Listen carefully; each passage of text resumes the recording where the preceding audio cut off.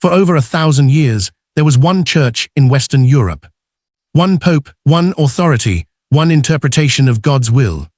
Kings might fight with bishops, emperors might argue with cardinals, but everyone, from peasants to princes, belonged to the Catholic Church. Then in 1527, a 40-something king with a wandering eye decides he's bored with his wife. Her name is Catherine of Aragon. She's been a faithful queen for 18 years. She's given him a daughter. But he wants a son, and he wants the younger woman who's caught his attention. Her name is Anne Boleyn. She has dark eyes, a sharp tongue, and zero interest in being just another royal mistress. She tells the king, marriage or nothing. So the king decides to divorce his wife and marry Anne instead. Simple, right? Except the Pope says no. And when the most powerful king in Europe is told no, he doesn't back down. He breaks the church instead.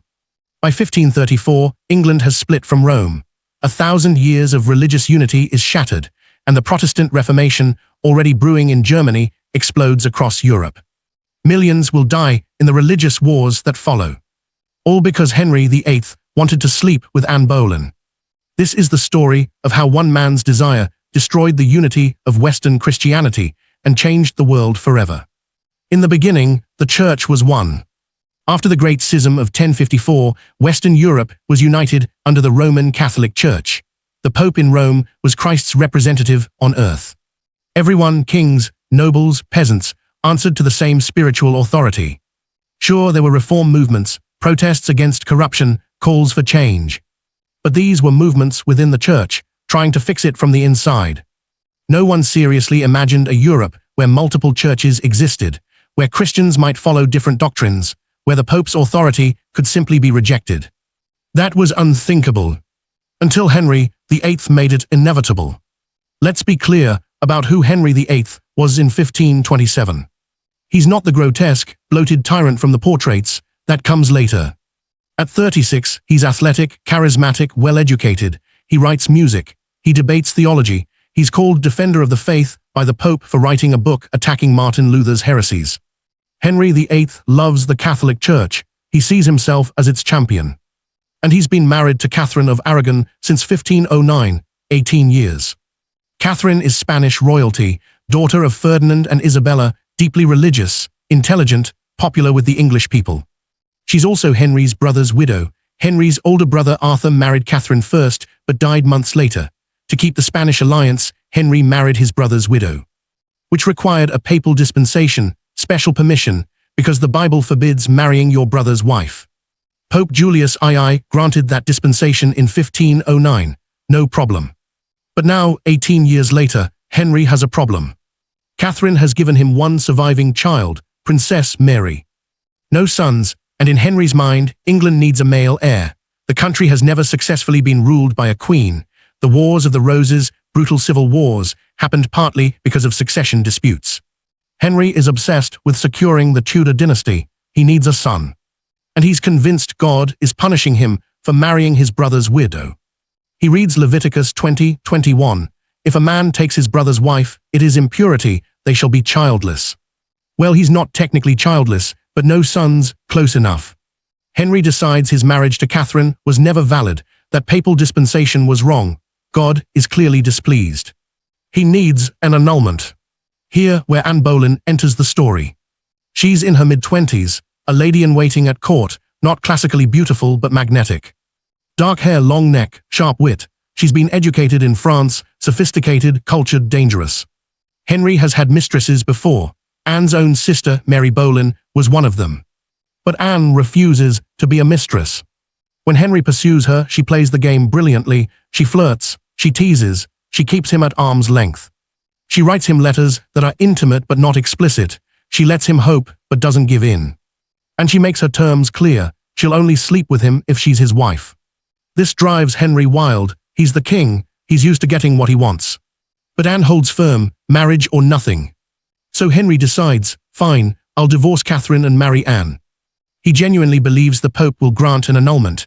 After all, Henry is defender of the faith. He's the Pope's loyal son. This should be a formality. It's not. Henry's case for annulment is actually fairly strong by medieval standards. He argues that his marriage to Catherine violated divine law, that Pope Julius II shouldn't have granted that dispensation, that his lack of male heirs proves God's displeasure. Normally this might work. Popes grant annulments to kings all the time. It's political grease that keeps relationships smooth. But 1527 is the worst possible time to ask. Pope Clement VII is essentially a prisoner. In May 1527, right when Henry I requests the annulment, the Holy Roman Emperor's troops sack Rome. Thousands die, churches are looted, nuns are violated. It's one of the worst atrocities in church history. And the Holy Roman Emperor, Charles V, happens to be Catherine of Aragon's nephew. Think about the Pope's position. The most powerful military force in Europe, the Emperor, is Catherine's family.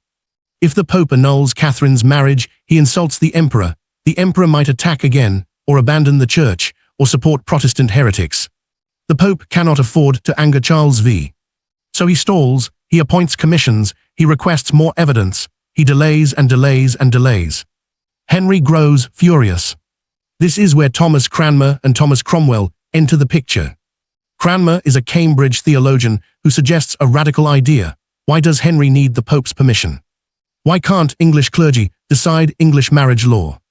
This is heresy, revolutionary, but Henry is desperate enough to listen. Cromwell, a brilliant, ruthless administrator, figures out how to make it work practically.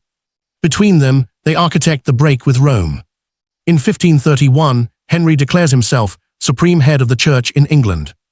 Not a church, the Church. He's not creating a new church. He's saying the English Church was always semi-independent, and now it's fully independent. It's a legal fiction, but backed by Parliament and enforced by soldiers, it becomes reality. In 1533, Cranmer, now Archbishop of Canterbury, declares Henry's marriage to Catherine invalid. Henry immediately marries Anne Boleyn. She's already pregnant. In September 1533, Anne gives birth. Henry is expecting the son that will justify everything. It's a girl, Elizabeth. Henry is devastated, but he's gone too far to turn back now. In 1534, Parliament passes the Act of Supremacy. This officially makes Henry VIII the supreme head of the Church of England. Not the Pope, the King. Any English subject who refuses to acknowledge this is guilty of treason. The penalty is death. Sir Thomas More, former Lord Chancellor, Henry's friend, refuses to take the oath. He's beheaded in 1535. John Fisher, Bishop of Rochester, one of England's most respected theologians, refuses. Beheaded. Carthusian monks refuse. They're hanged, drawn, and quartered. Their body parts are displayed on city gates as warnings. Hundreds of religious who resist are executed or imprisoned. Monasteries are dissolved. Their wealth, accumulated over centuries, is seized by the crown. It's the largest transfer of property in English history. Henry gets rich, his supporters get estates, the church is gutted. And all of this, the executions, the dissolution, the break with Rome, is justified by Henry's need to marry Anne Boleyn. The irony, Anne Boleyn lasts less than 3 years as queen. She gives Henry one living daughter, Elizabeth, but no sons. She miscarries multiple times. The final miscarriage, in 1536, is reportedly a boy. Henry decides Anne has bewitched him, that this marriage, like the last, is cursed. In May 1536, Anne is arrested on charges of adultery, incest with her brother, and plotting to kill the king. The charges are almost certainly false, but Henry wants her gone. She's beheaded on May 19, 1536. 11 days later, Henry marries Jane Seymour. Jane finally gives him what he wants, a son, Edward, born in 1537. Jane dies 12 days later from complications, but Henry has his heir. The whole nightmare, the break with Rome, the executions, the dissolution, was worth it. Or so Henry tells himself. But the consequences are just beginning. The English Reformation doesn't stay in England. When England breaks from Rome, it legitimizes Protestant movements across Europe. If the King of England can reject papal authority, why can't German princes, or Scandinavian kings, or Dutch merchants? The Reformation explodes. By 1550, Northern Europe is majority Protestant, Southern Europe remains Catholic. And they go to war. The French wars of religion kill millions. The 30 Years' War devastates Central Europe. Protestant and Catholic states slaughter each other for decades. Entire regions are depopulated, cities burn, civilians are massacred. It's one of the bloodiest periods in European history. and the intellectual justification that secular rulers can determine religious authority starts with Henry VIII breaking from Rome so he can marry Anne Boleyn. Not for theology, not for reform, not for principle. Voor lust. Henry's break with Rome had theological consequences he never intended. He wanted to stay Catholic, just without the Pope. But once you break institutional unity, you can't control what happens next. Under his son Edward VI, England becomes genuinely Protestant.